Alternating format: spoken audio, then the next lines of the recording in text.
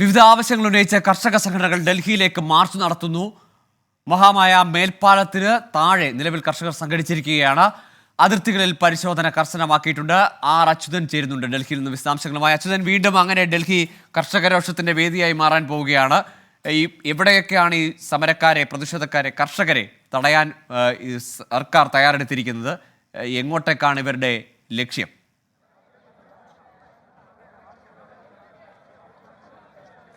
ഗോകുൽ, ഞാനിപ്പോൾ ഉള്ളത് ഈ നോയിഡ അതിർത്തിക്ക് കുറച്ച് മുൻപിലായിട്ടുള്ള ഈ ദളിത് പ്രേരണ സ്ഥൽ എന്ന് പറയുന്ന ഇടത്താണ് ഞാനുള്ളത്.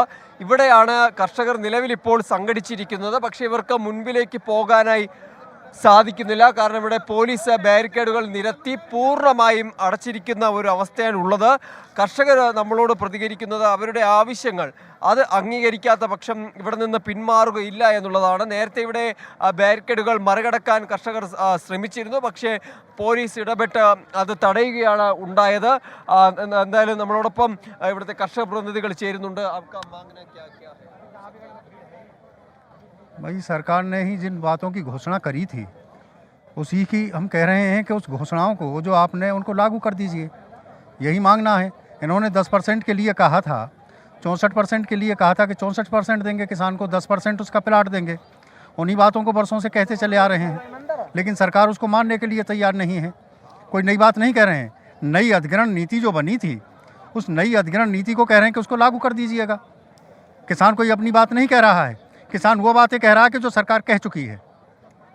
അവർ പറയുന്നത് അവരുടെ ആവശ്യങ്ങൾ അത് കേൾക്കാൻ സർക്കാർ തയ്യാറാകുന്നില്ല എന്നതാണ്. എന്തായാലും ആ പ്രതിഷേധം, ആ ആവശ്യം, അതായത് കർഷകരുടെ ആവശ്യങ്ങൾ അംഗീകരിക്കുന്നത് വരെയും ആ പ്രതിഷേധവുമായി മുന്നോട്ട് പോകും എന്നത് തന്നെയാണ് അവർ അറിയിക്കുന്നത്. വിവിധ സംഘടനകളുടെ നേതൃത്വത്തിൽ, ഓൾ ഇന്ത്യ കിസാൻ സഭ, സംയുക്ത കിസാൻ സഭ ഉൾപ്പെടെയുള്ളവരുടെ നേതൃത്വത്തിലാണ് ഈ കർഷകർ ഇവിടെ സംഘടിച്ചിരിക്കുന്നത്. മഹാമായ ഫ്ലൈ ഓവറിൽ നിന്നായിരുന്നു ഇവർ ഇങ്ങോട്ടേക്ക് മാർച്ച് ചെയ്തെത്തിയത്. പക്ഷേ ഇവിടെ തടയുകയാണ്. ഇതിന് മുൻപിൽ അടുത്ത ഇടമാണ് ഈ നോയിഡ എന്ന് പറയുന്ന അതിർത്തി.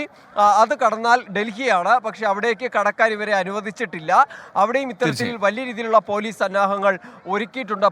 അച്യുതനാണ് ഡൽഹിയിൽ നിന്ന് വിവരങ്ങൾ നൽകുന്നത്. സംയുക്ത കർഷക സംഘടനകളുടെ നേതൃത്വത്തിൽ സംയുക്തമായ വലിയ മാർച്ചാണ്, ഡൽഹി ചലോ മാർച്ചാണ്. അത് ഇപ്പോൾ തന്നെ ഡൽഹി അതിർത്തിയിൽ തടഞ്ഞിരിക്കുകയാണ്. പക്ഷേ തലസ്ഥാന നഗരത്തിൽ വലിയ ഗതാഗത കുരുക്കി സമരം കടന്നു വരുന്നതിൻ്റെ ഭാഗമായുള്ള നിയന്ത്രണങ്ങളുടെ തുടർന്നുണ്ടായിട്ടുണ്ട്. ഏതായാലും വിവിധ ആവശ്യങ്ങൾ ഉന്നയിച്ചുകൊണ്ടാണ് കർഷക സംഘടനകളുടെ പ്രതിഷേധം.